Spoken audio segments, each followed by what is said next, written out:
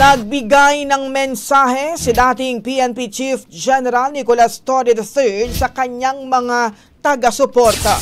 Sa isang Facebook video message, muling nagpasalamat si Torre sa mga patuloy na sumusuporta sa kanya.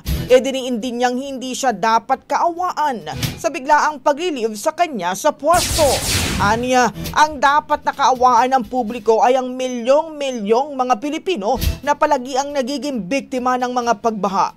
Sabi ni Torre, sila raw ang tunay na nangangailangan ng tulong at kalinga sa panahon ngayon. Sa huli, idiniin ng ex-PNP chief na wala siyang sama ng loob kay Pangulong Bongbong Marcos dahil nauunawaan daw niya na kailangan talaga nitong gumawa ng mabibigat na desisyon. Inuulit ko na wala akong sama ng loob sa ating Pangulo. Nauunawaan ko na kailangan niyang gumawa ng mga mabibigat na desisyon. At ang pagkaalis ko bilang Chief of the Philippine National Police ay isa lamang sa mga ito. Pulis pa rin naman ako, and I serve and I still continue to serve at the pleasure of the President and our country. Kumaalala, kinumpirma ni Interior Secretary John Vic Remulla na mayroong isang anti-corruption post daw na naghihintay para kay Torre.